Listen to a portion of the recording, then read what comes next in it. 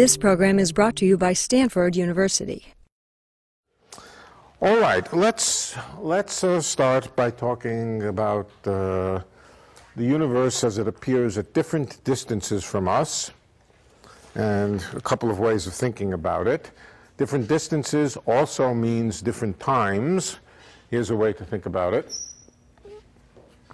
First of all, put ourselves at the center, and then we can draw surfaces around us at different distances. Literally now I mean distances, perhaps measured in meters. And we can ask what we see.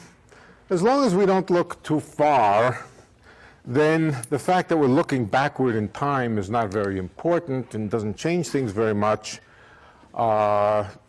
The universe 100 years ago was not very different than it is today. The universe a year ago, or whatever, is very little different. So you have to go out an appreciable distance before you discover the universe is aging, or that it is getting younger as you look out. And of course, as it gets younger, it gets denser, meaning to say that early on the universe was denser. As it gets denser, it tends to get hotter. If you look out sufficiently far to the point where the universe was, or where the universe appears to have been about as hot as the surface of the sun, of course, it doesn't look to us, when we actually look up in the sky, that it looks like the surface of the sun. And that's because of the redshift, that all the photons coming from that place where the universe was as hot as the sun, in the process of being transported to us, those photons are redshifted, and they're redshifted by roughly about a factor of 1,000. That effectively means that the temperature that we would see in the sky is about 1,000 times lower, or it appears to be about 1,000 times lower than the actual temperature that where those photons were being emitted from. But if we forget about that redshift and we just fold in the redshift into our calculations and ask how hot the universe was at various places, then there's some place where it becomes as hot, just about as hot as the surface of the sun. That's the place where the universe became opaque. It became opaque because the atoms, particularly the hydrogen atoms, the universe was mainly made out of hydrogen and a bit of helium. The hydrogen was ionized at temperatures higher than about 1,000, a few thousand degrees. And so out beyond some place, there are not atoms, but ions.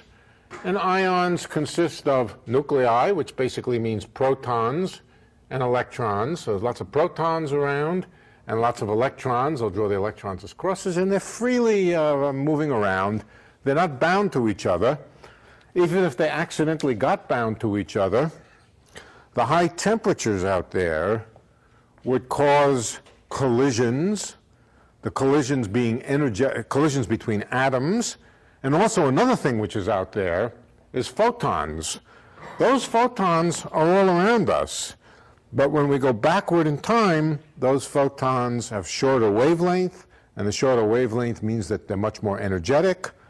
So what's going on out in the surface out here is it's full of high energy, not very high energy photons, but X-rays basically. X-ray photons, and there are more X-ray photons. In fact, most of the particles out there are these X-ray photons by a factor of about 10 to the 8th or something like that. Most of the particles out there are photons. That's also true today. Most of the particles in the universe are photons. But the photons are so low energy today that they're not a significant part of the energy of the universe. But at that time, they were a significant part of the energy of the universe, so it's also full of photons. And if by accident an atom happened to form, you know, an electron happened to get trapped,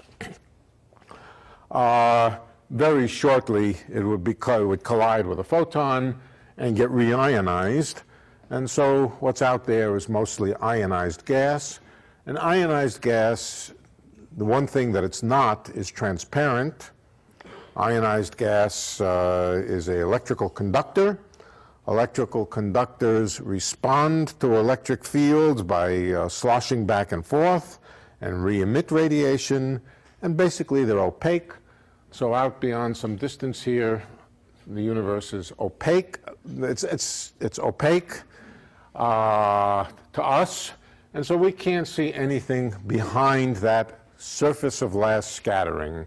The surface of last scattering is a place like the surface of the sun where you go from opaque to transparent. And it happens reasonably suddenly.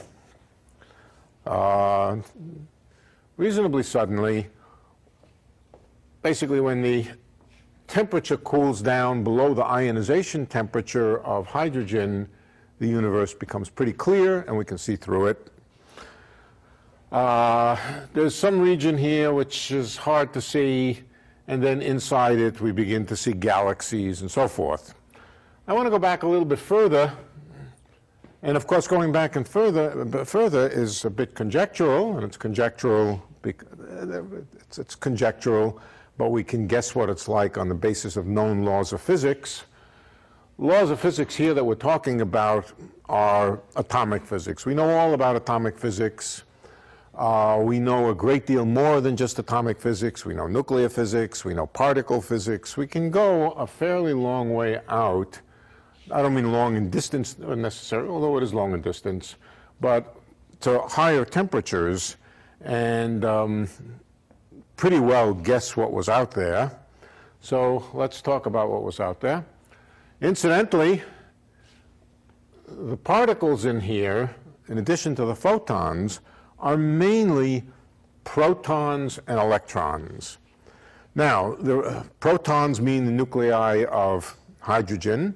There's also some helium nuclei, alpha particles, and a few deuterons, which are an isotope of helium, but basically just very simple elements like hydrogen and a little bit of helium.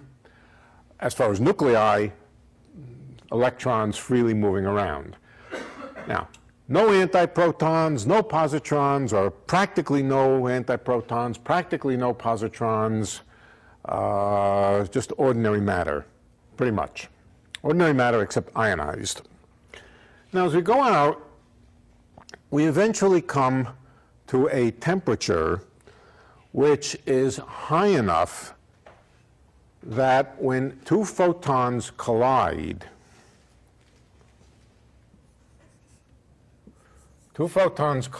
there's the wiggly lines represent photons. The two photons collide. Normally you think of photons as not things which collide. You think of ordinary light. Light just passes through light. But high energy photons do collide with each other. And basically what happens is they create electron-positron pairs. What comes out of here could be two photons again. In fact, the photons might not even collide. They might just go right through each other. But with some probability, a probability of about 1 in 10,000 or something like that, these photons can create an electron.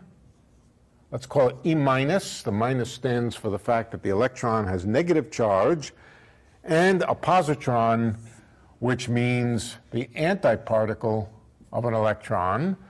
A positron, which we call E plus.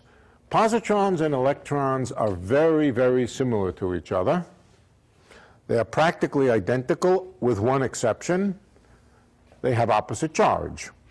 They have the same mass, exactly the same mass, and properties which are almost direct reflections of each other. For example, if you take two positrons, they will behave exactly the same way as two electrons would behave, except with electrons being replaced by positrons and so forth. Almost exactly, not quite. So if you go back far enough, now this will not happen with ordinary light, and the reason that the light in this room, or the colliding light between the two bulbs up there, and the reason is that the photons don't have enough energy. The energy of these two electrons, even if the electrons were standing absolutely at still, if they had no motion at all, the energy would be twice, two because there are two of them, times the mass of the electron times the speed of light squared. Now, that's a significant amount of energy. It's a lot more energy than photons, for example, from the sun.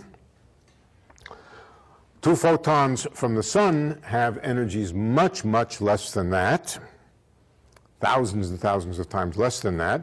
So 2 photons colliding, for example, from 2 different stars will not have nearly enough energy to do that.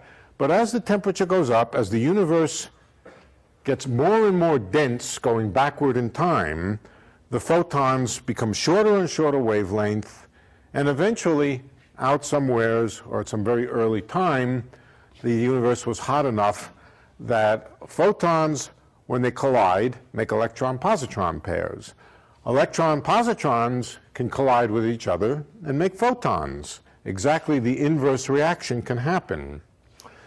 If you were to take a pot of material at that temperature, you would have reactions similar to chemical reactions, except the chemicals now would be replaced by particles, and the nature of the chemical reactions would be photon pairs become electron-positron pairs, electron-positron pairs can collide. In fact, this positron over here can collide with some other electron over here, make more photons, and eventually if the pot is allowed to just sit there for a long enough time, it will come to a thermal equilibrium. And in that thermal equilibrium, there will be a certain ratio of photons to electrons and positrons. The number of electrons and positrons, you would think, if we really, really started with no electrons and positrons to begin with, now that's of course not accurate, there are electrons in our universe, but in fact the electrons are very, very dilute compared with the photons. There's approximately 10 to the 9th photons in the universe for every electron, so let's ignore the electrons which are there to begin with. But as we go backward, electrons get manufactured by this pair production process, and so that in the early universe, the only way they can be manufactured in this way is to manufacture both a positron and an electron at the same time. So apart from this little bit of excess of electrons that's presently here now, as we go backward, we come to a time when the universe had equal amounts of electrons and positrons, or almost equal amounts of electrons and positrons at some temperature. At first means at temperatures which are not too high, there will be more photons than electrons and positrons. Why is that? Well, if we lower the temperature down below where the photons have enough energy for this, there won't be any electrons and positrons. So it stands to reason if we raise the temperature a little bit, just above the threshold for making a few electrons and positrons, there will be mostly photons with a few electrons and positrons. But as the temperature heats up, and what this has to do with is the fact that the electrons have mass and the photons don't. Photons have no mass, electrons have mass. Electrons have some internal energy due to their mass, photons don't. But as you heat it up higher and higher, the kinetic energy of the electrons becomes much, much larger than their mc squared energy, and the mc squared is not important. So eventually when the temperature gets much above the threshold for creating electron-positron pairs, electrons and positrons, their mass is not important. The photons have no mass. Electrons, positrons, and photons become energetically very similar to each other.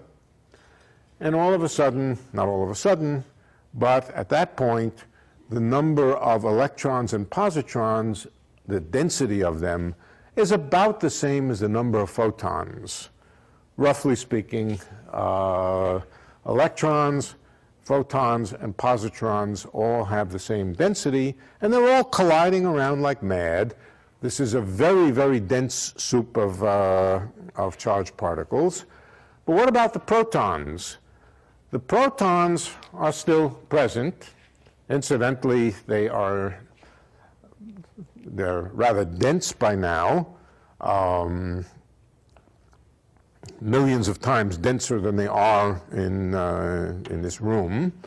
They're very dense, the protons, but there is not yet enough thermal energy to be able to create protons and antiprotons, for either photons to collide and create protons and antiprotons, or electrons and positrons to collide. Why not? Well, it's because the energy of a proton is m proton c squared, and that's about 2,000 times larger than the energy than the mass of an electron. The mass of a proton is about 2,000 times larger than an electron. If you wanted to create a proton and an antiproton, you would need at least that much energy. So, as you go back, the universe contracts in the sense of going backward in time. Universe contracts, gets hotter and hotter and hotter, and eventually it rises to the threshold where it becomes hot enough that the particles can create proton-antiproton pairs. And so this dense soup now becomes a soup of photons, electrons, positrons, protons, and antiprotons. But that's not really quite accurate. And the reason that, no, it's not, it's more or less accurate. It's more or less accurate. Incidentally, the number of protons in the universe is as far as we know, is the same as the number of electrons, because the universe is electrically neutral. There's no net charge in the universe. So the universe is electrically neutral. And if it's electrically neutral, it must mean there's as many positively charged particles as negative. The only thing around today are protons and electrons. And so only charged particles around today are electrons and protons. So the number of electrons and the number of protons is the same today. But of course, once these positrons got into the act, there were a lot more electrons and positrons than there were protons. But now we keep heating it up. We keep heating it up. What happens is not that we really create large numbers of protons and antiprotons, but very shortly, by the time we get to the energy needed to create protons and antiprotons, there's also enough energy to smash the protons into quarks. And so, by the time you get to the energy or the temperatures where protons and antiprotons become significant in this soup, really what you have is quarks. 3 quarks for every proton, 3 antiquarks for every antiproton. And basically the kind of reaction that can take place, I'll just draw you some simple diagrams that show you what kind of reactions can take place. The simplest one is an electron and a positron come together, E plus and E minus. They create a photon. That photon very quickly becomes something else. It becomes a quark and an antiquark, Q. That stands for quark. Could be a positively charged quark and a negatively charged quark. There are, in fact, several different kinds of quarks. There are quarks whose charges are 1/3 of the electron charge. There are quarks of charge at 2/3. But I don't want now to get into the particle physics of quarks. The main thing is that the soup becomes a soup not only of electrons, positrons, and protons. The protons are replaced by quarks, and in addition, lots and lots of antiquarks. Almost as many quarks, antiquarks as quarks. And so if we go back far enough, Mesons are made out of quarks. Once the temperature gets high enough to shatter a proton, it also shatters the mesons. Now, there's one more constituent. There are other particles there, too. There are neutrinos and all sorts of particles. Also, gluons. What are gluons? Gluons are very much like photons, but they're the things which are involved in holding quarks together. So there's all kinds of garbage. I mean, it's a hot soup of all of the particles that we normally consider in atomic physics and in nuclear physics. Okay? That's when the temperature gets to be hot enough for protons to be disassociated. If you ask me in degrees how hot that is, I will have to think for a while. Ask me later. We can work it out. But at some temperature, this begins to happen. Now, yeah? This would be hotter than, say, inside a star. Yes, this is hotter than inside a star, definitely.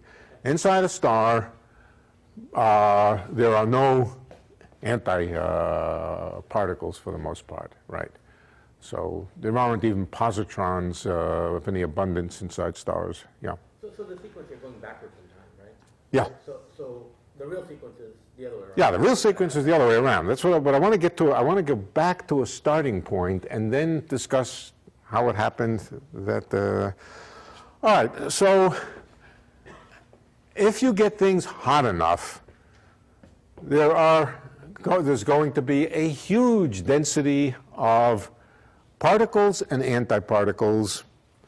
The particles and the antiparticles will occur in pairs like this, so there will be an equal abundance, almost essentially an equal abundance of positrons and electrons on the one hand, and almost equal abundance of quarks and antiquarks.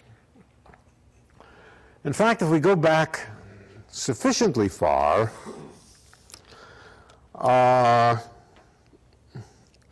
then the universe contains more or less equal abundances of every kind of particle and its antiparticle. It starts out, it's electrically neutral, because it's electrically neutral today. Incidentally, there's kind of an interesting reason why the universe is, or a simple way of thinking about the fact that the universe is electrically neutral. If the universe is closed and bounded, in other words, if it has the shape of a sphere, a three-sphere, not a two-sphere, but if it has the shape of a sphere, just think about this for a moment. Let's use as our model of the universe a two-dimensional sphere, the surface of a balloon. Now, electrically charged particles put out lines of force. Those lines of force are the electric field. So if I put an electrically charged particle, let's begin with flat space. Here's flat space. And let's put a positively charged particle in. Electric lines of force go out away from that particle. And those electric lines of force are simply the electric field, or a way of describing or representing the electric field of the charged particle. But it's useful graphically to just think of it as lines of force. And the lines of force neither begin nor end except at charged particles. Okay. What law of physics is involved in saying the lines of force never end except at charged particles? Well, it is Maxwell's equations, but it goes back a little to something a little simpler than Maxwell's equations. It's the Coulomb force, the 1 over r squared force law. The 1 over r squared force law is the rule that says that is equivalent to the rule that says that the lines of force never end except on charged particles. Positive charged particles put out lines of force. Negative charged particles suck in lines of force. Now, that's fine, but supposing we lived in a world which was this closed and bounded spherical world. Supposing we put a charged particle into it. Let's put the charged particle over here. Then the lines of force go out, but they don't have anywhere to escape to. What happens to them? They just go around forever? Well, they don't move. I mean, they can't go around. No, they don't go around forever. They simply refocus on the other end of the sphere, on the other pole. Supposing, for example, supposing we put a positively charged particle at the north pole of the sphere. We'll turn this up so that it's the north pole of the sphere. Then they simply refocus at the south pole of the sphere. I don't know how to draw that. They refocus at the other end of the sphere. But refocusing means that the lines of flux, the lines of force which flow outward from the positive charge over here, necessarily converge at the antipode. And what would that be if this were a positive charge? It would be a negative charge. Right? So in a closed and bounded universe, you can't have a net charge. If you're saying if there was no negative charge there, there would be one there. If there was no negative charge there would be that one there. Right. Right. It's just where the lines of flux converge. All right, but really charged particles are charged particles, so you can ask what kind of charged particle would be there. The answer is any kind of particle with the opposite charge. So if this were a proton, this could be an antiproton or it could be an electron. The only rule is that every plus charge has to match, or the number of plus charges and the number of minus charges have to match. In other words, in a closed and bounded universe, the net charge must be 0. Now, it's not clear that we live in a closed and bounded universe, but I just point this out to you as a sort of mnemonic for the fact that the net charge of the universe is 0, or at least it looks to be 0.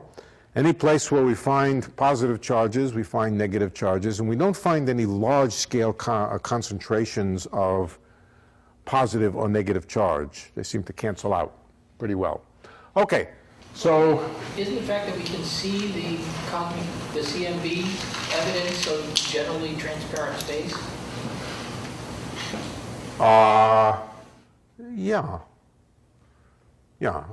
Yeah, that's right. I mean, that's right. They can't, yeah. But the charge neutrality is much better than that. The charge neutrality is much better than just the fact that the universe looks pretty transparent. Anyway, it's electrically neutral. That, of course, does not mean that the number of protons is the same as the number of antiprotons. It means the number of protons plus positrons plus all other positively charged particles is the same as the number of the opposite of negatively charged particles. All right, so we started out with a universe with or at least sometime in the remote past, as far back as we can trace, using the known laws of physics, and maybe even going a little bit past the known laws of physics. We come to some stage where the universe was extremely hot. How hot? Hot enough that you name any experiment that's ever been done at a particle accelerator, the universe was hot enough to have had particles in it whose energy was at least that high. All right? That means pretty hot. And at that time, the number of electrons, or the number of electrons and positrons was about the same as each other. The number of quarks and antiquarks were about the same as each other. And there was not only charge neutrality, but now I'm telling you empirical facts. This is not obvious, but I'm going to tell you what the empirical fact is. That, well, there is theory. The theory says that very early in the universe it was hot, and when it was hot, it's hot enough to have an abundance of both particles and antiparticles, because these collisions between photons and other things create particles and antiparticles. All right. Let's suppose that the universe started in a way which was symmetric between particles and antiparticles. Let's suppose it started exactly with the same number of electrons as positrons, the same number of quarks as antiquarks. And in fact, as I said, quarks come in different varieties. So for each variety of quark, let's suppose the numbers were symmetric between particles and antiparticles. The reason that this is an interesting conjecture is because the laws of physics are pretty much symmetrical, not quite, between particles and antiparticles, almost symmetrical. To rather high precision, a positron behaves the same way as an electron does. As I said, I keep saying over and over again, not quite, and it's true that it's not quite. And that's symmetry. That's symmetry between particles and antiparticles, between plus charges and minus charges, has a name. It's called charge conjugation symmetry. It's the interchange of every particle with its antiparticle. Take all particles and replace them by their antiparticles, and that is a symmetry of nature, which I will modify that statement in a little while.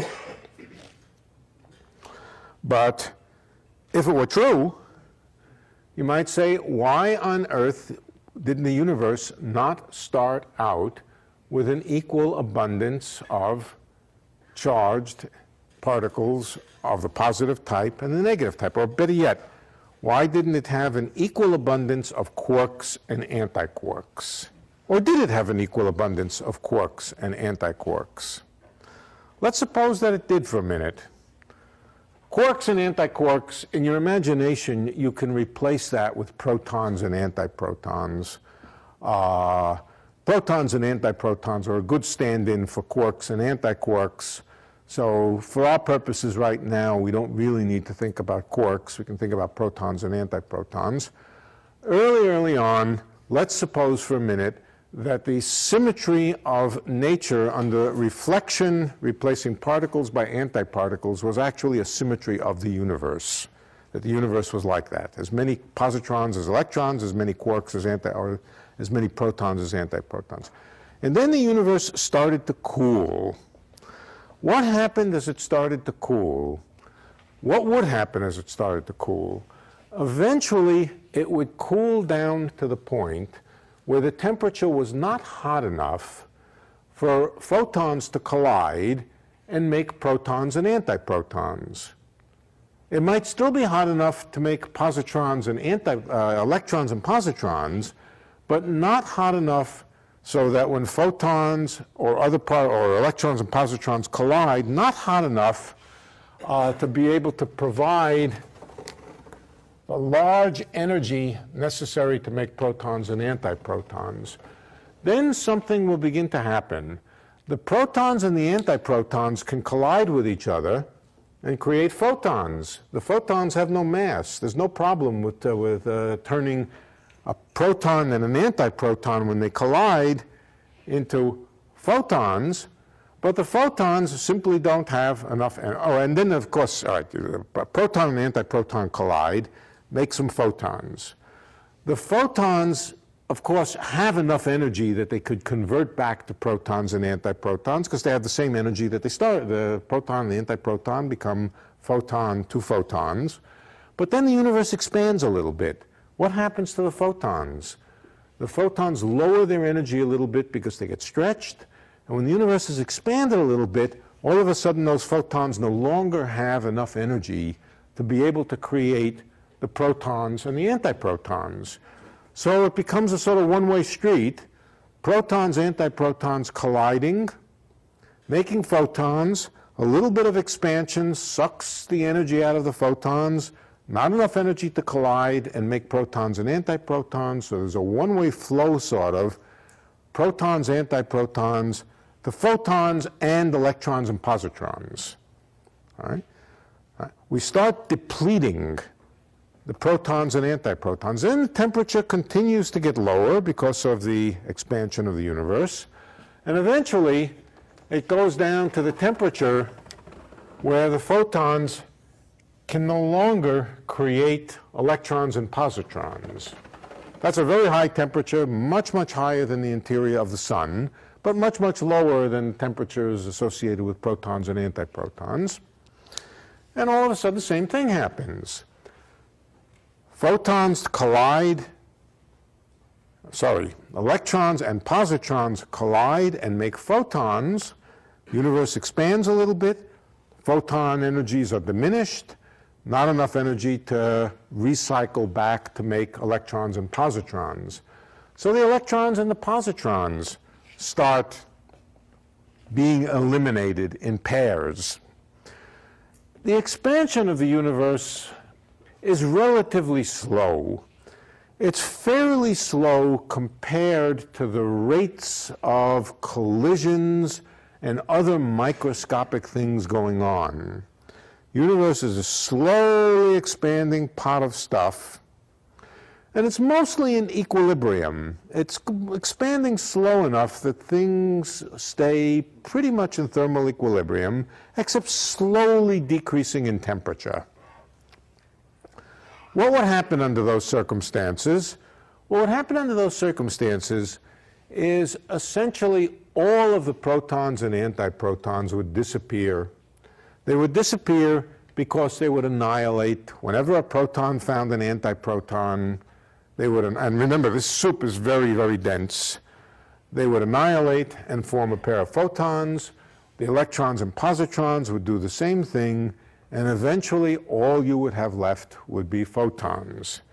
Unless, for some reason, let's say unknown at present, there was a slight excess, or perhaps a large excess, of protons over antiprotons. Supposing that in the beginning, for whatever reason, that protons outnumbered antiprotons 2 to 1. All right? So for every 100 protons, there was only 50 antiprotons. What would happen? Well, the 50 antiprotons would find 50 protons to annihilate with, but there would be no way to get rid of the remaining 50 protons that didn't have partners. So they would stick around. They would stick around and continue to be there, and you couldn't get rid of them. Why can't you get rid of them? Because they can't find partners to annihilate with. Same thing with the electrons and positrons. Since the world is electrically neutral, if it had more protons than antiprotons, it would have to have more electrons than anti-electrons, than positrons to compensate.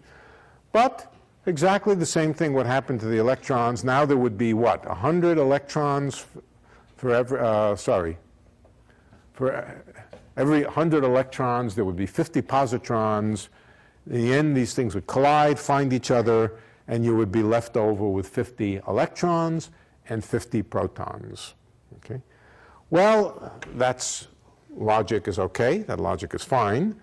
But what would happen to the energy of the particles that annihilated? It would become photons.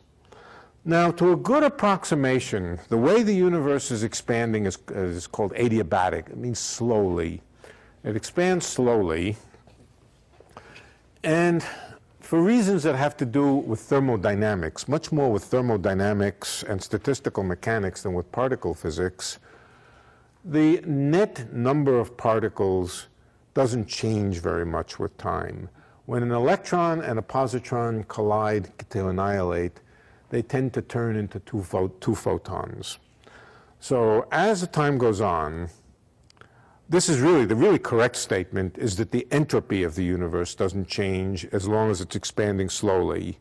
Slowly means that the word is adiabatically. As long as it's expanding slowly, the entropy of the universe doesn't change. But entropy can be translated into number of particles. It's essentially the same thing. So the number of particles doesn't change, which means that the electrons and positrons which annihilated and the protons and antiprotons are annihilated were basically replaced by photons.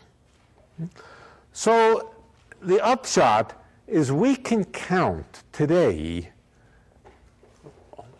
how many particles there were at a much, much earlier time by simply counting the number of photons. The number of photons, and remember, almost all particles in the universe are photons.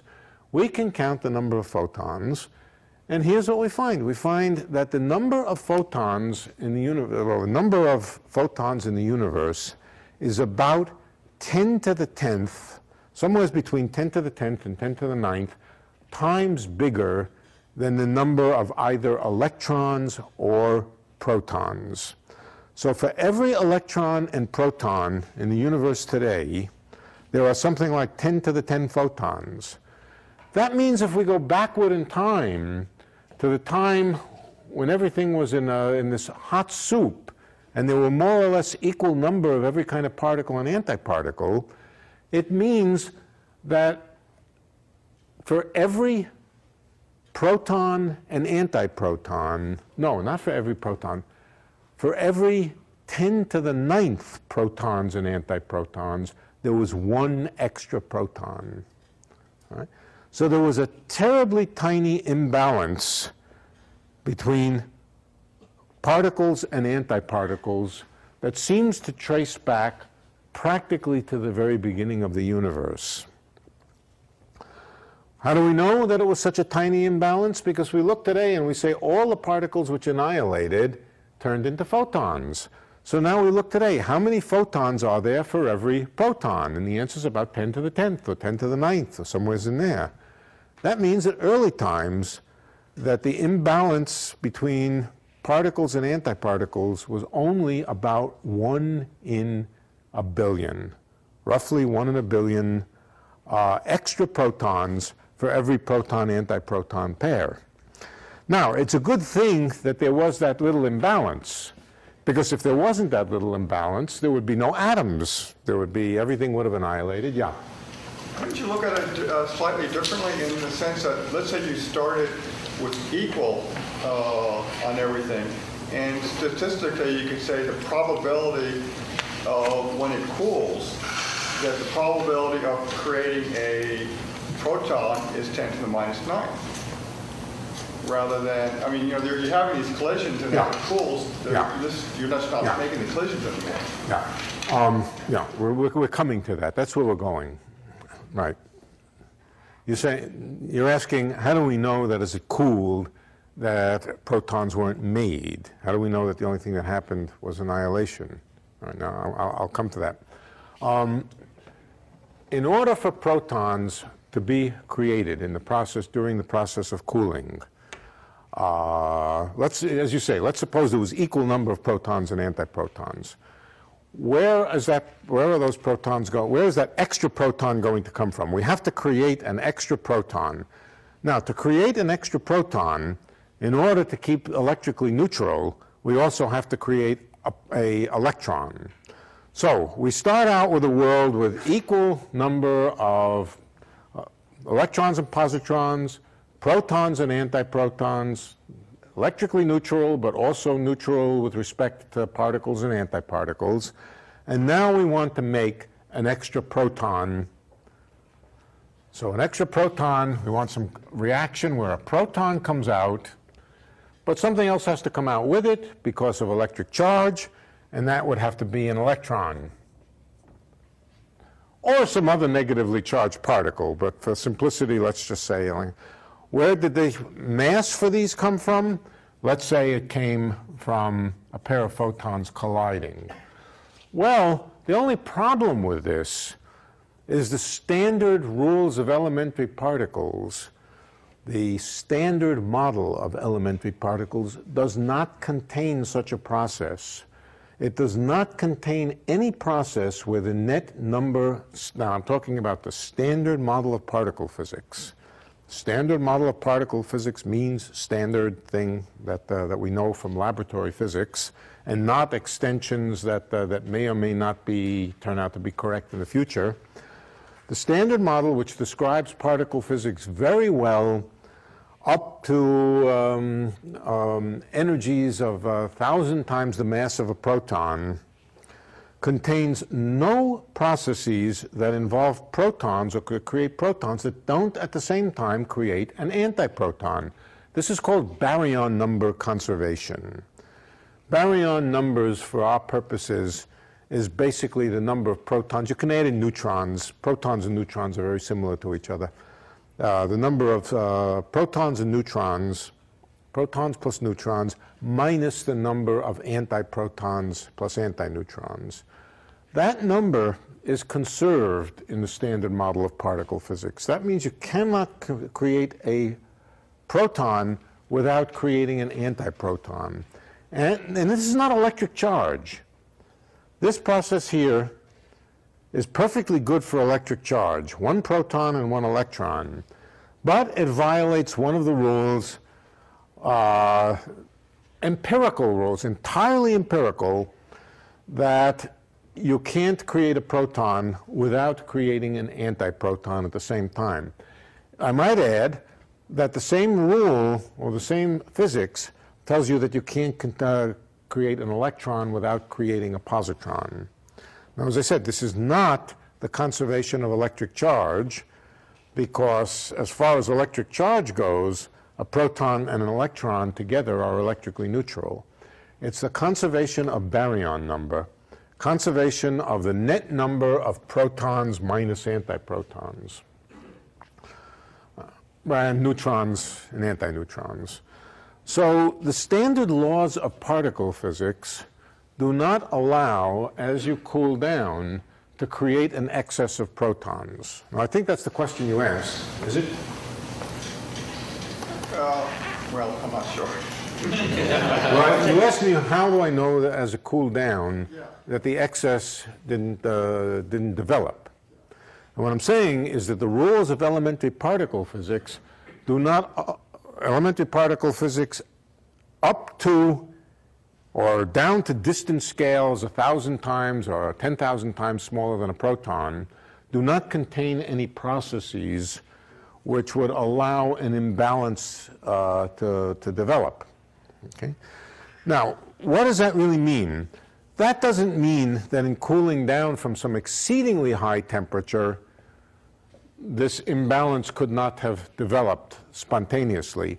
What it means is once the temperature gets down low enough to where we know the rules, where the energies of collisions are low enough that we know the rules of particle physics, that there are no processes at those energies, at those temperatures and lower, that can do what you want.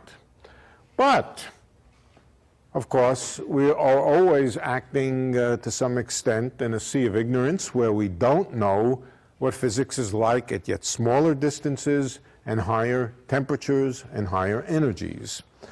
So one speculation, which is, I would say it's speculative.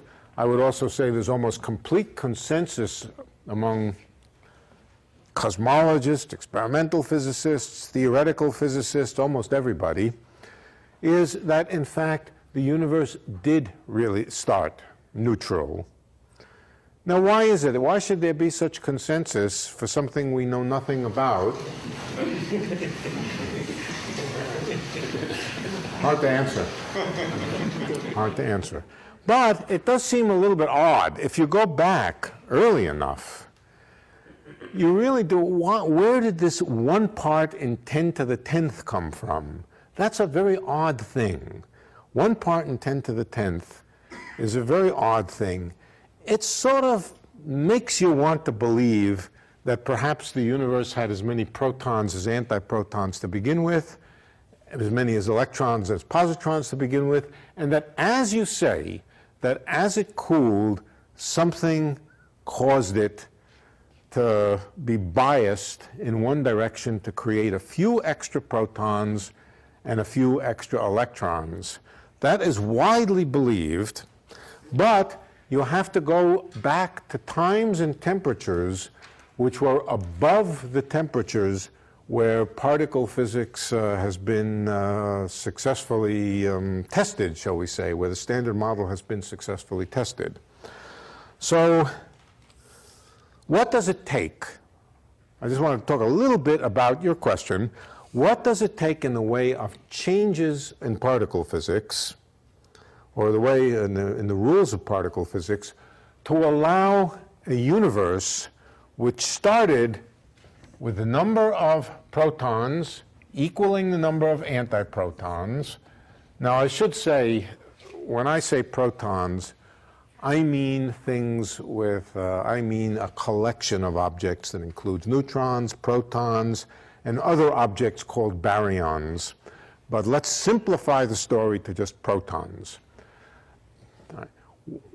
Let's start, not that a proton equals an antiproton. The bar, incidentally, stands for anti. I don't mean that a proton is the same as an antiproton. That's nonsense. They have opposite charge.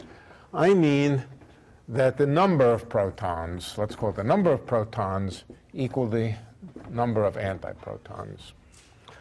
Supposing we start that way in the very, very early universe. Incidentally, these speculations were first made by Andrei Sakharov in the Soviet Union in about 1967. They were totally unknown in the West.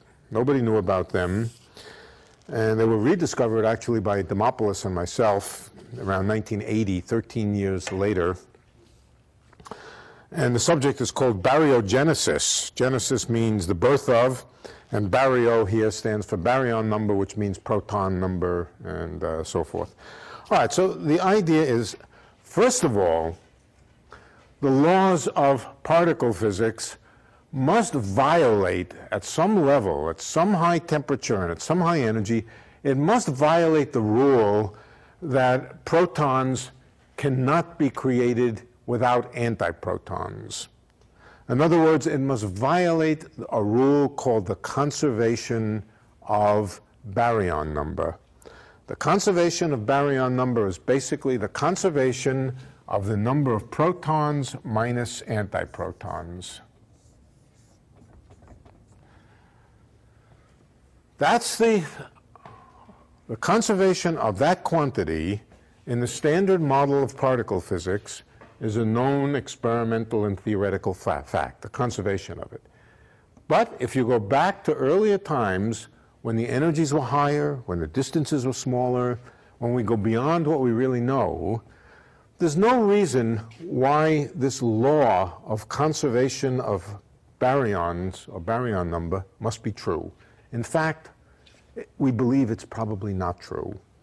There's very, very strong reason to believe, a number of grounds, that the number of protons minus antiprotons can change. Now, the electric charge cannot change. So that means every time a new proton is created without an antiproton, it must go together with an electron being created. That's okay. We don't mind that. The world is electrically neutral. But the first condition for a theory which starts out with equal abundance of particles and antiparticles, the first condition for it to get shifted a little bit is violation, condition number one, violation of the conservation of baryon number.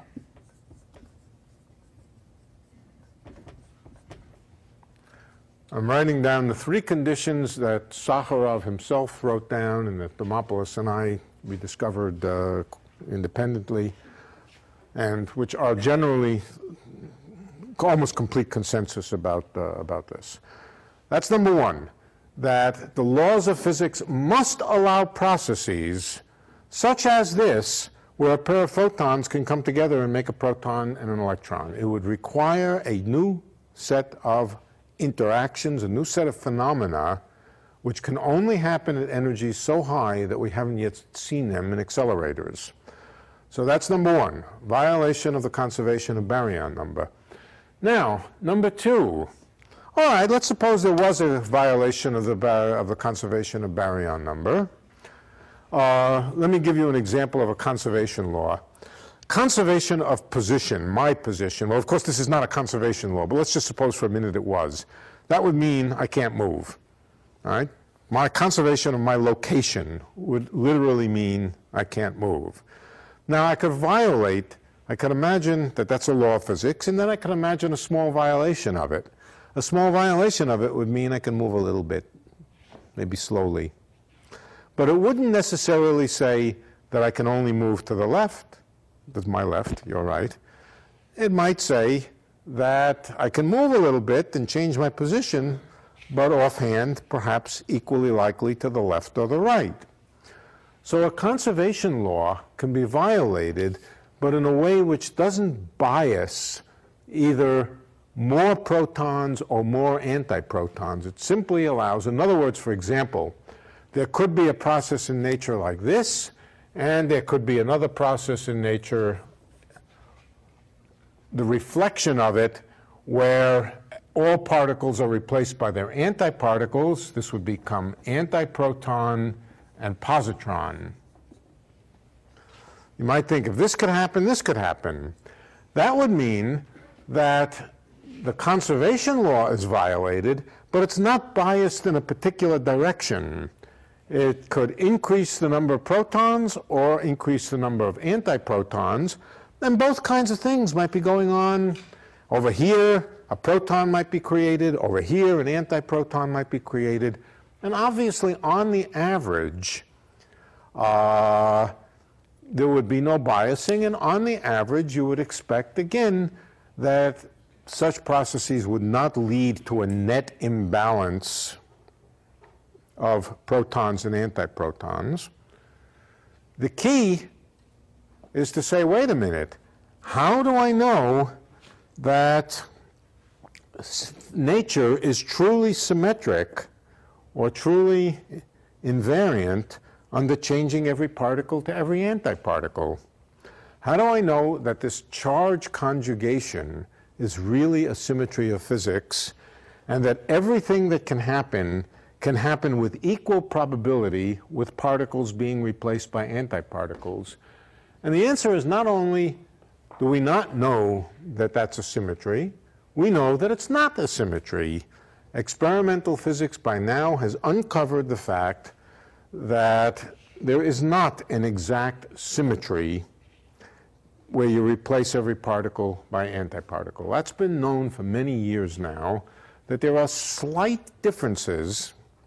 There are slight, small, residual differences in reaction rates, in probabilities, when you replace particles by antiparticles. That conceivably could bias one of these two relative to the other. For example, this process could have a slightly different probability than this process, this one being perhaps a little more probable, this one a little less probable. Then the bias would be towards protons and electrons rather than positrons and neutrons. All right, that means that we have to also have a violation of charge conjugation symmetry.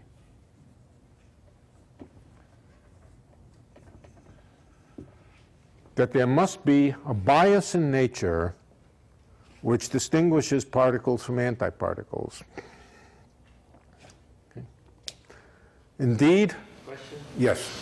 Wouldn't it just be that there is a, even if they were unbiased, I mean, that sort of by some kind of random process, just as you approach the point of no return, where you didn't have that reaction anymore, you would have had some excess of one over the other. Yeah, you might have had some excess of one over the other here, but over here you would have perhaps the opposite excess, and over here you would have. But still, you might have had an overall excess. That would, on statistical grounds, you would expect under those circumstances, assuming there was a symmetry, you would expect the excess to be of order the square root of the number of particles. This is usual square root of n statistics. All right? There is something like about 10 to the 80th protons in the universe, square root of n is only 10 to the 40th, and sorry, no, go back. If I take all of the particles in the universe, known universe, there's something like about 10 to the 90th. That includes photons, all right? The square root of that is only 10 to the 45, so that could account for an imbalance of 10 to the 45 protons, but there's more like 10 to the 80th protons in the universe. So it's a very good question. How do I know that it isn't statistical fluctuation, but it's way beyond, yeah, the numbers just don't support that. So that's a very good question. I thought of it myself years ago and dismissed it very quickly. Okay. Well, yeah, but you might still expect maybe the patchiness washed itself out, and you know, it's thinkable, but the numbers are too far from that. Now, the last thing is a more subtle thing. There is a symmetry of physics, which is not charge conjugation symmetry, but it's a combination of charge conjugation and time reversal, where if you simultaneously replace every particle by its antiparticle and at the same time run things backward in time, then that is an exact symmetry of nature. You can ask me how we know that. Let me just say that that is very deeply and fundamentally built into the rules of relativistic quantum mechanics, relativistic quantum field theory. I'm not going to try to explain it now. It's called the CPT theorem. You can look it up, the CPT theorem. And unlike the charge conjugation statement, that's a thing which could be wrong. Empirically, it's close to being correct, but doesn't have to be correct. The CPT theorem is a theorem, is a mathematical theorem about relativity and quantum mechanics. And what it says, as I said, is if you take every particle and replace it by its antiparticle, and at the same time run time backward, in other words, take a movie of the universe or a movie of something, run backward, then that's an exact symmetry of nature. Now, if I were to take a pot of hot gas that had been sitting forever and ever and ever for a long time, and it's come to equilibrium and it's just sitting there so that nothing is going in one direction or the other direction, that means a movie of it run backward and forward is exactly the same. It's in equilibrium. But if there's a symmetry that says that if you let time run backward and also interchange particle with antiparticle, but you're in a situation where it doesn't matter whether you run time backward or not because it looks exactly the same, then you have a symmetry between particles and antiparticles. All right? So the last condition in order to break this symmetry between particles and antiparticles is that the universe at some point in its history must have been sufficiently out of equilibrium so that it definitely looked different going one way than in the other way. Now you say, of course the universe looks different going one way than the other way. Right? The universe is expanding, it's not contracting. But on the other hand, throughout most of the life of the universe, it has been expanding so slowly that the expansion was negligible on time scales of elementary particle reactions. Today, the universe expands on scales of 1 billion years. Particle reactions, which are the things which are relevant here, are, 10 to the minus 25 seconds or whatever, very, very rapid. And so the very slow expansion of the universe, you can just think of that as the pot sitting there forever. And for most of the history of the universe, it is expanding very slowly compared to the particle physics rates. Nevertheless, sufficiently early in the universe, the universe was certainly out of equilibrium. Sufficiently early, it explosively expanded. And during that period of time, it looked different from the microscopic point of view, from the individual point of view of particle collisions and so forth. The expansion of the universe was very, very significant, and the universe did not look symmetric going forward and backward. And it's during that time, it's called, the third condition is called being out of equilibrium.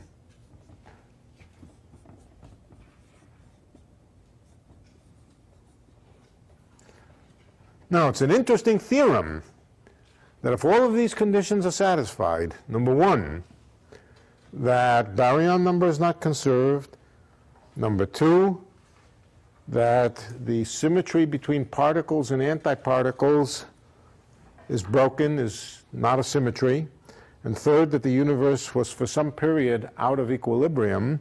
In other words, that the expansion rate was fast enough to affect particle reactions.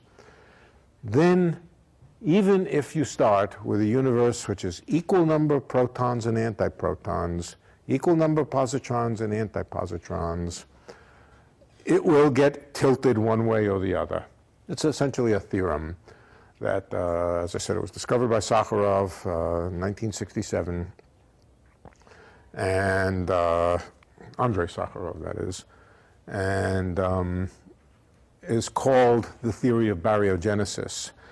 The part of it that we don't know with certainty, this we know, the universe, well, we can conjecture that the universe at the very beginning, at the very earliest times, was, just a second, was expanding rapidly enough that it affected particle collisions.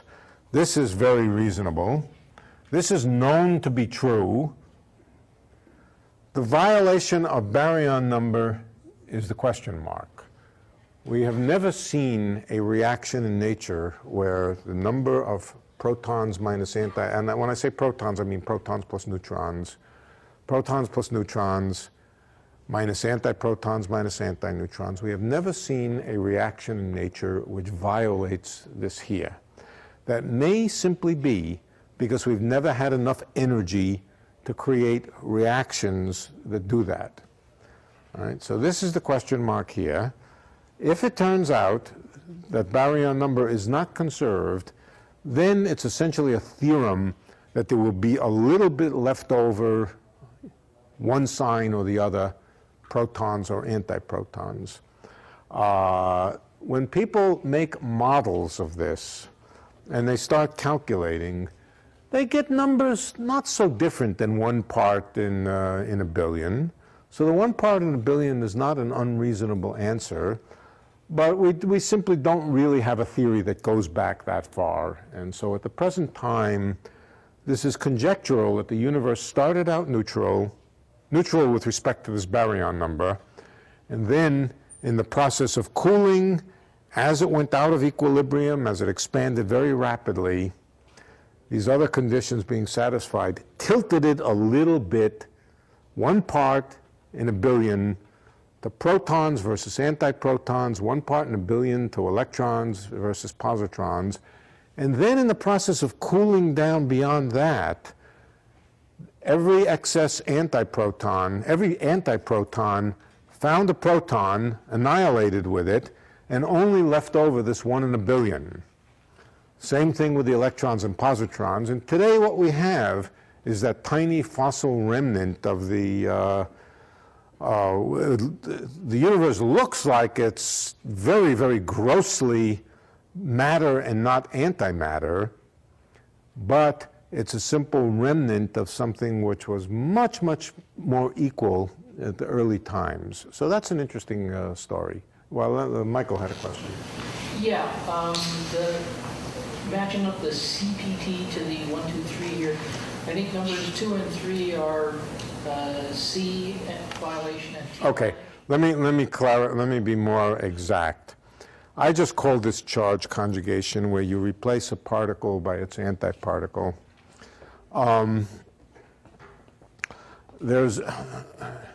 It's really something called C times P, where P is called parity, and it means spatial. CP violation. Yeah, CP violation. Okay. We could call this charge conjugate, CP violation, CP.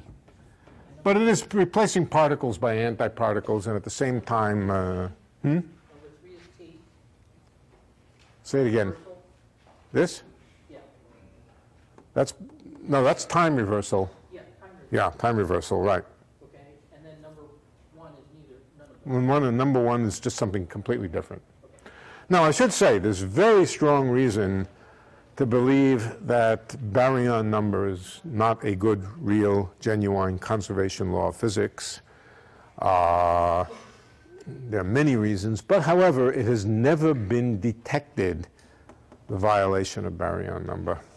Disappointing fact that, yeah. How close are we to the Big Bang at this point? Very close, very close. Well, look, it's a question of definition of what you mean by the Big Bang. There may have been a long period of inflation which preceded what we normally think of as the Big Bang, but what we normally think of as the Big Bang, we're pretty close to the Big Bang, yeah. Are there estimates for what energy levels you would see the violation of baryon conservation? Where you would see it significantly, yeah. And at how many orders of magnitude beyond what LHC can do? Is it 13. No, you see, okay, no, it's more complicated than that. All right. Supposing there was some reaction which became important at high temperatures, which really became highly probable at high temperatures, which allowed some collision to take place, which would change the number of protons and so forth.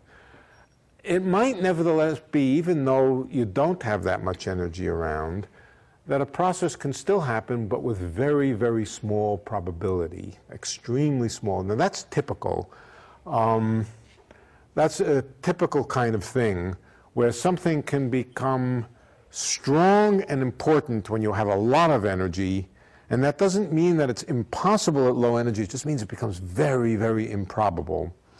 So, if it's true that there are reactions in nature which violate this baryon number, but only significantly with a high probability when the temperature is very high, here would be a process, for example, a proton becoming a positron and a photon.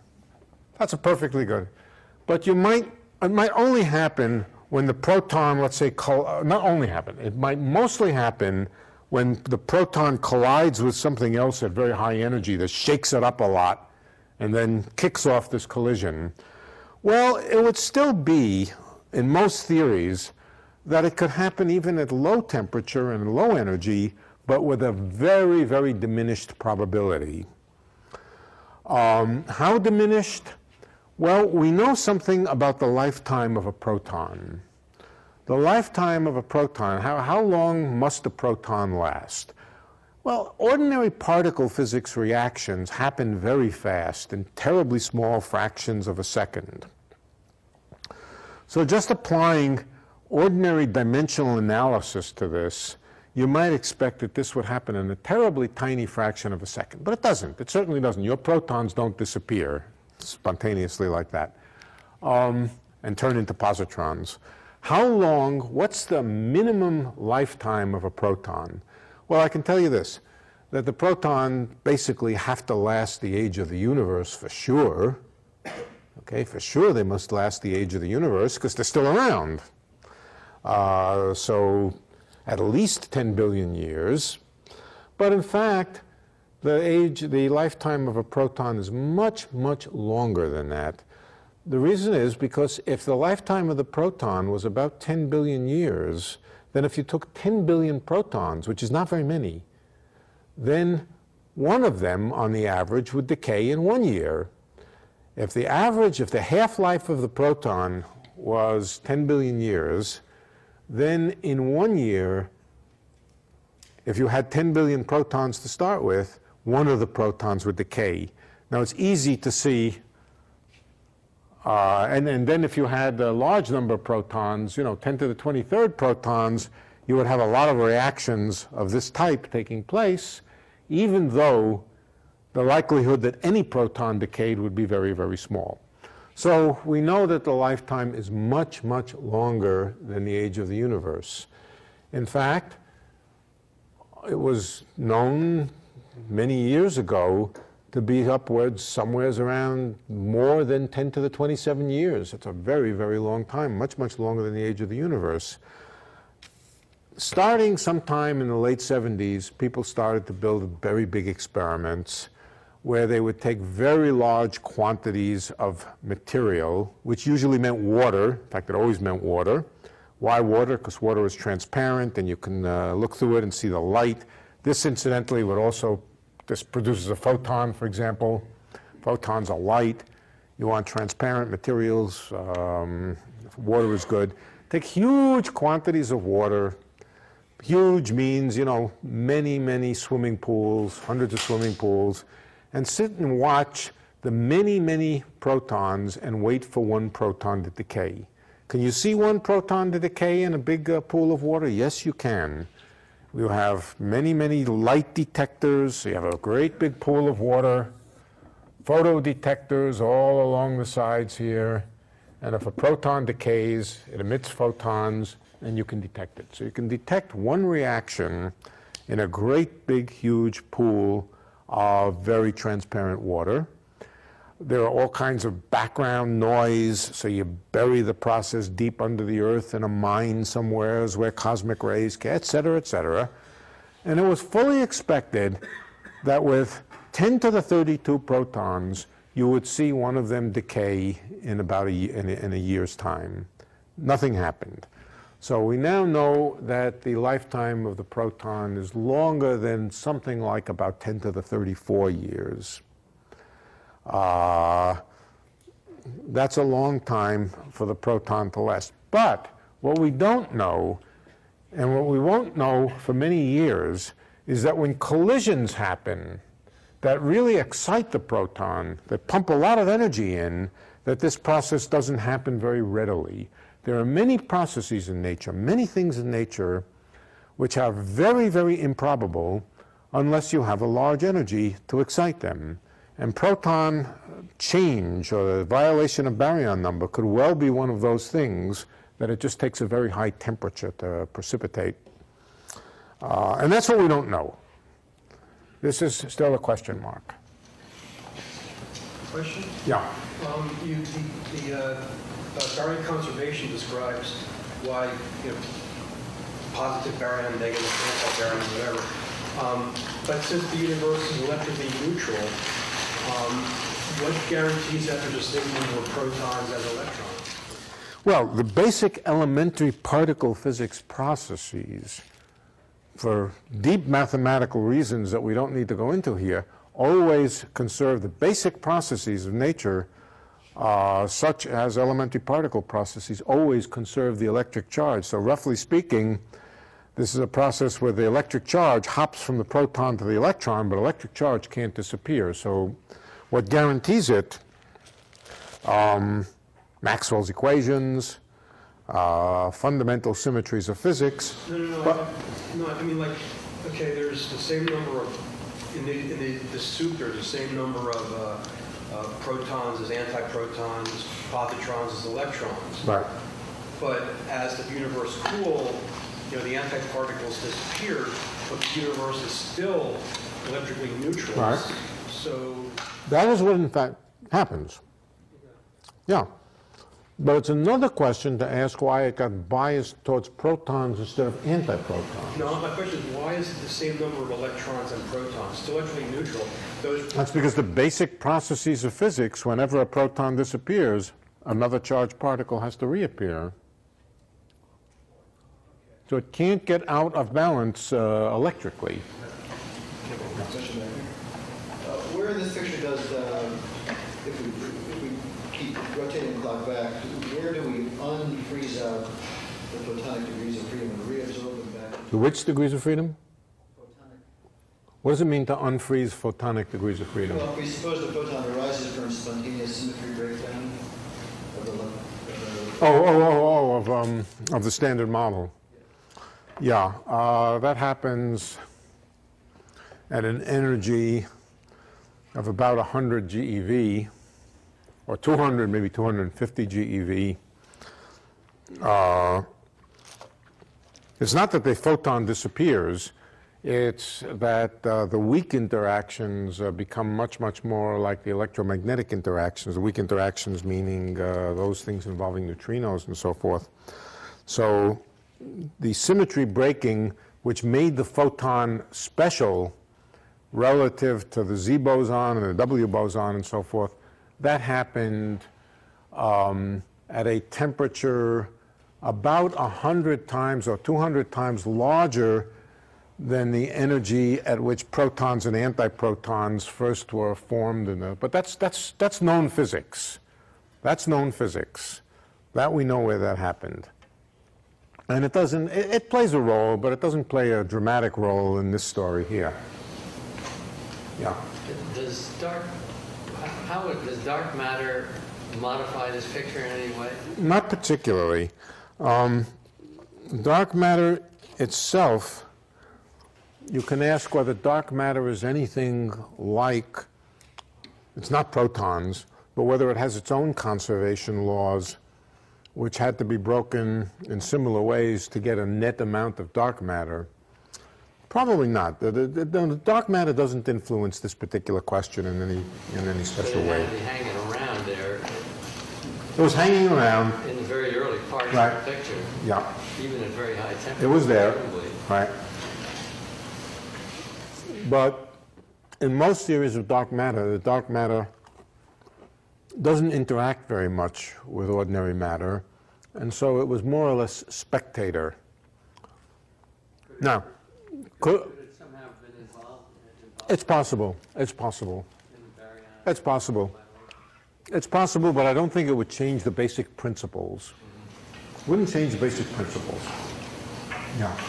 Condition number 3 is equivalent to a violation of CPT symmetry. No. Well, yes and no.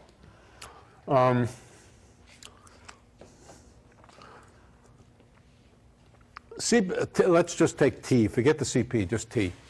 T is time reversal symmetry. All right? It means anything that can happen one way can also happen if you ran things the opposite way. But it doesn't say that the actual history of the universe was symmetric. It just says whatever the history of the universe is, if it can go one way, it can also go the other way. All right? Now, all that this says is that the universe was out of equilibrium, which means that it wasn't static, that it wasn't just sitting there like a pot of stew untouched. It was changing. The pot was expanding. A violation of CPT symmetry would mean that running the film backward was not a possible solution of the equations of physics, and that's something. This is. Let's put it this way: to violate this, we would have to violate something very deep about quantum field theory and special relativity and quantum mechanics. So while I don't think any of us can say never that CPT violation is not a possibility. It's not a possibility within the current mathematics of quantum field theory. So this is considered pretty sacred generally. That doesn't mean that the universe isn't going one way. It just means if it's going one way and you run it backward, that's also a possible world, right? Right. For example, I mean, I am right-handed, okay? Does that mean that there's a left-right asymmetry in nature?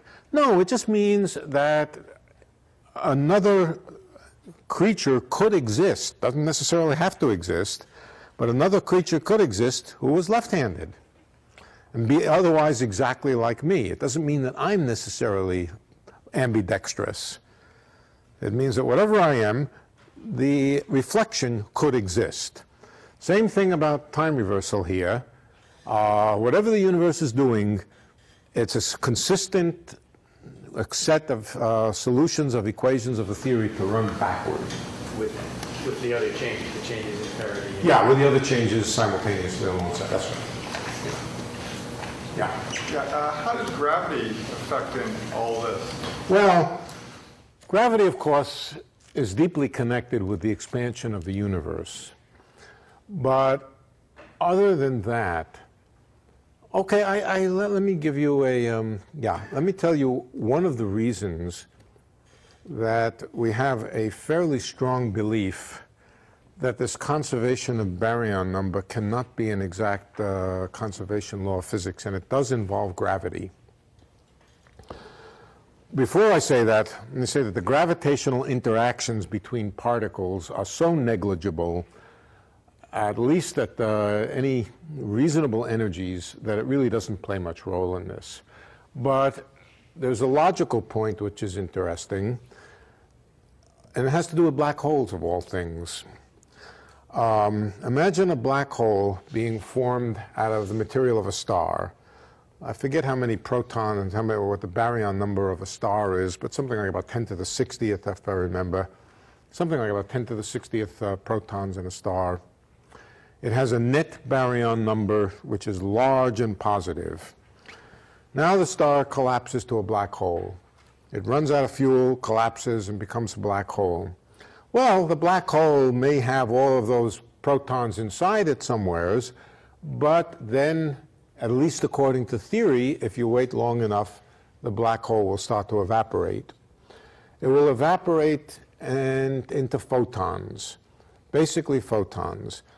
The temperature of a large black hole is very, very low, and it's nowhere near enough energy for it to be able to create protons. So this large black hole, which started out as 10 to the 60th protons, contracted, became a black hole, and started to emit ordinary black body radiation.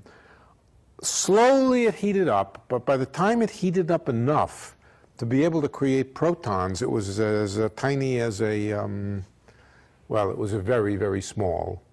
Very few protons left to be able to be emitted. So we know from black hole physics and the evaporation of black holes that at some level, the conservation of the number of protons in the world must be violated. That's something that, that most physicists believe. But that's about the only way that I can think that, the two ways that, gravity comes into the story. One is that, that it strongly suggests violation of conservation of baryon number because of this black hole story. The second way that it comes in is it has to do with the expansion of the universe. If it wasn't for gravity and Einstein's equations and so forth, there would be no expansion. And without expansion of the universe, there would be no out of equilibrium. So the expansion of the universe, which is a gravitational phenomenon, is part of the out of equilibrium. But apart from that, gravity doesn't play any significant role in this. If we had a black hole that was charged, wouldn't that same argument suggest violation of charge? That's a very good question, but the answer is no. And the reason is because charged black holes, like any other charges, have electric lines of flux coming out of them.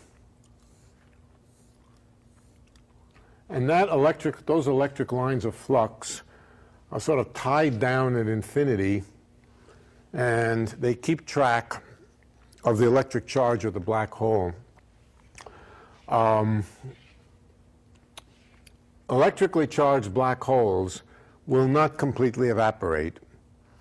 They will evaporate photons, losing energy, until they get down to some minimum energy called the extremal energy of the extremal black hole, and then they'll just sit there and stop evaporating. And black holes which have stopped evaporating because they have electric charge are called extremal. They're extremal in that they have their mass is the extreme lower end of a charged black hole. So no, charged black holes don't indefinitely evaporate. Yeah. There's always a confusion when people talk about Big Bang and black hole and the density. If you think of a volume of that great dense soup, would calculate the radius of a black, that it would collapse into a black hole based on its density and its size. I mean, this quark soup that you were talking about is much, I gather, much denser than, say, a neutron star, and the mass is much greater. And but it's expanding. So that's expanding. because space is expanding. Well, I don't know. It is expanding because, all right, because space is expanding, or just because it is expanding. No, it doesn't collapse into a black hole. Instead, it does something else. It expands. So, no, there's no issue. There's no issue of all this dense material somehow forming a black hole. That's not an issue.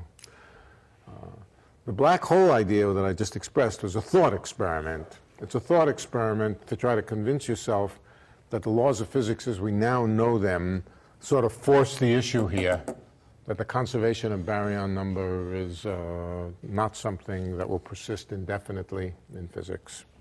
By now, there are so many reasons to believe in the violation of baryon number that it's a half a check, at least half a check. Would one know how to amend the standard model in order to include those reactions? The trouble is the opposite. Almost any way that you try to amend the standard model winds up making the lifetime of the proton too fast. Yeah. So yeah, it's real easy to make it too much. It's hard to keep it the proton as stable as it is. Right. Can a proton absorb a photon and reach a higher energy level with the quarks inside of it? Right. Say it again. Can a proton absorb a photon? A proton can absorb a photon, and it will get excited. The quarks will start to get excited. We'll get very excited. But of course, the first thing will happen is they'll spit out more quarks, but quarks and antiquarks, mesons. Mesons, maybe they'll vibrate and spit out some mesons. To the best of our knowledge, the amount of energy that you would have to shove into the proton to make it decay and disappear, leaving only a positron, would have to be enormously large simply because the proton is known to be so stable. Known to be so stable, and therefore this must be a very remote and unlikely process. The only way to make it unlikely is to push it to very, very high energy, and so we could talk more about it, but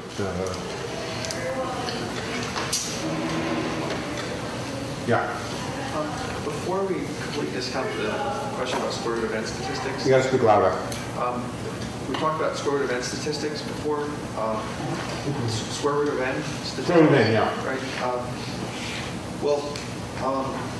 Earlier, was the number of particles nearly constant, or is it possible that at some early time there were only 10? Yeah. Some of this is theory, some of it is observation, and I'm not going to try to distinguish now, but roughly speaking, the number of particles in the universe did not change from some very early time. The number of particles within a certain coordinate patch, within a coordinate patch.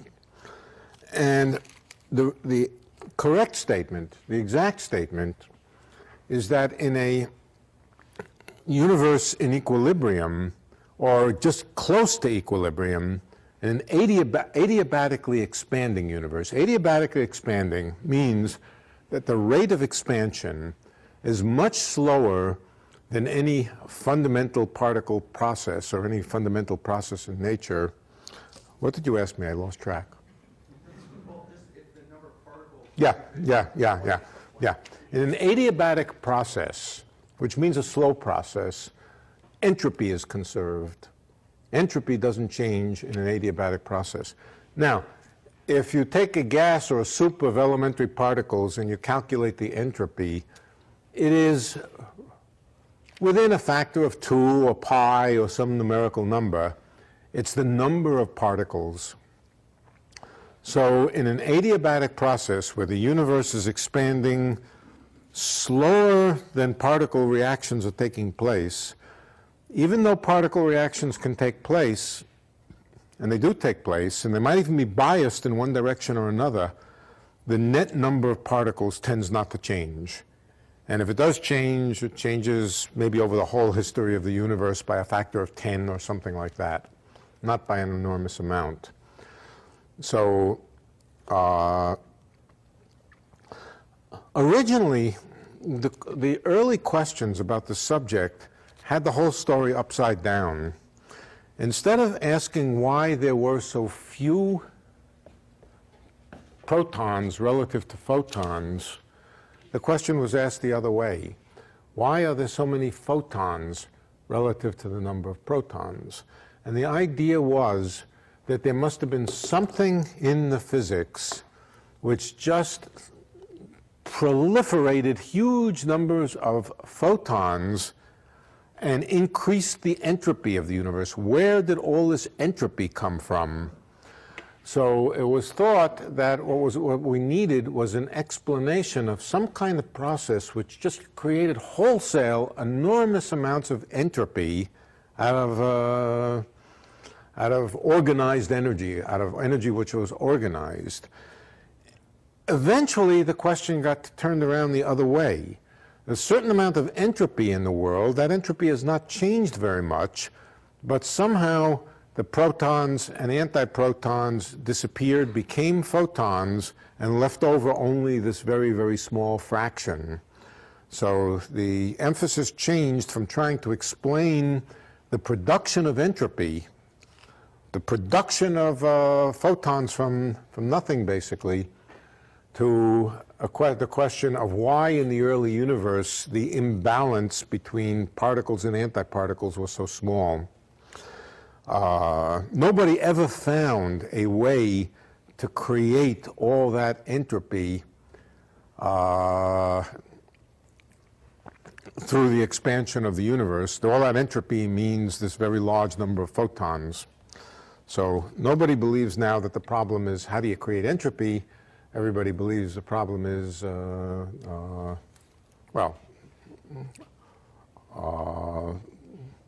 problem at the moment is verifying in either laboratory or otherwise that there's a violation of baryon number. That'll probably happen sooner or later. In these big experiments involving these huge quantities of water,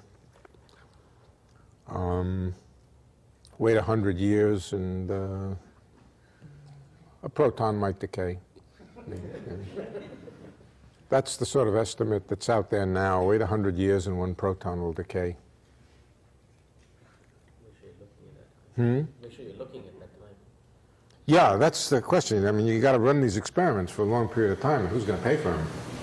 Right. Tough on the graduate students.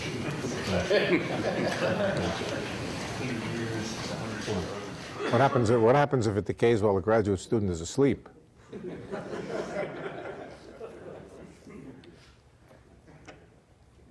Okay.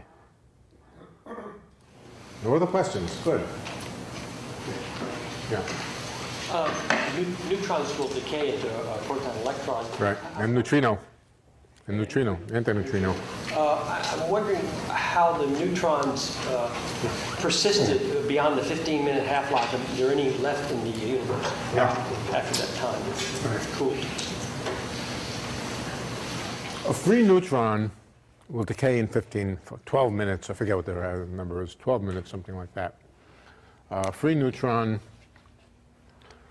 A neutron, incidentally, also has baryon number, same as a proton. So here's an example of a process which does not violate baryon number. It's called beta decay. a neutron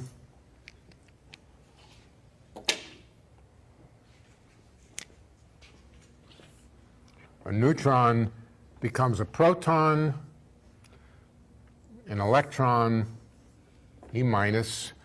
So far, it's a perfectly good process. An electrically neutral particle becomes a plus charge and a minus charge.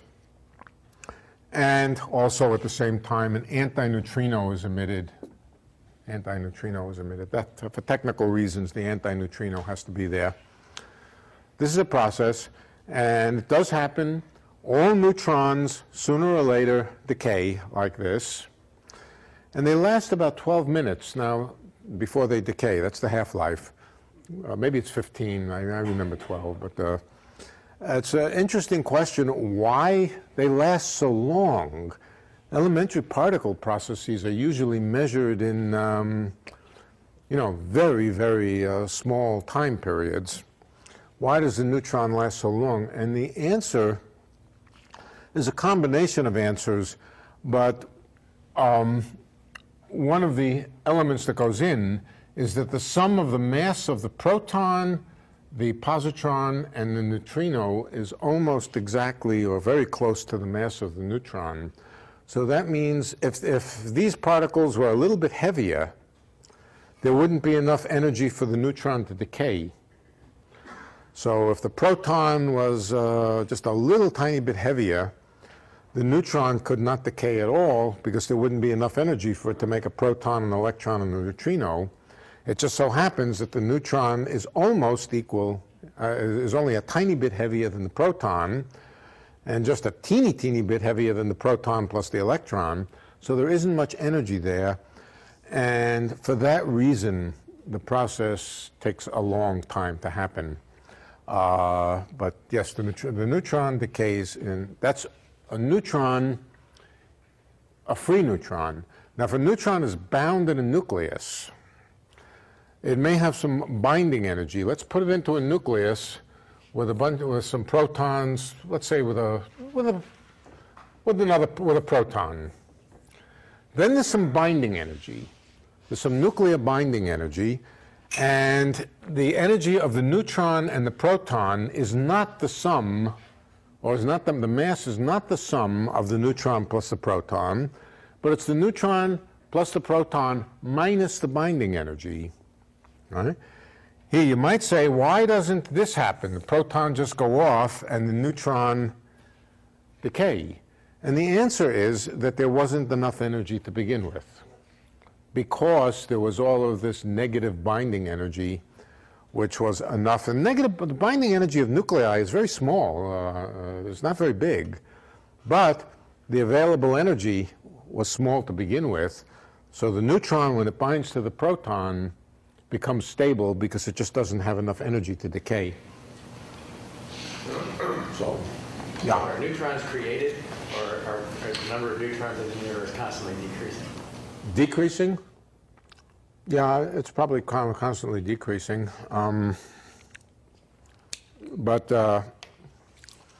Yeah, if a neutron gets knocked out of a nucleus somehow, then it will decay. So, for example, cosmic rays don't have neutrons in them. Why don't they have neutrons in them? Because the neutron decays before. What does it become? It becomes a proton and an electron and so forth. So, yeah, I guess it's probably fair to say the number of neutrons is decreasing. Where do they come from? Nuclei. But I mean, after the Big Bang. Well, actually, I take it back. There is a source of creation of neutrons, and it's a big source of creation. It's neutron stars. Neutron stars. When a star collapses, it can become very dense and well, hydrogen burns into helium in the sun. Yeah. There's nuclear reactions which, there are nuclear reactions right. Yeah, I take it back. It's probably not true that the number of neutrons is decreasing. It's probably increasing because of what you say. Yeah. Okay, if we're finished.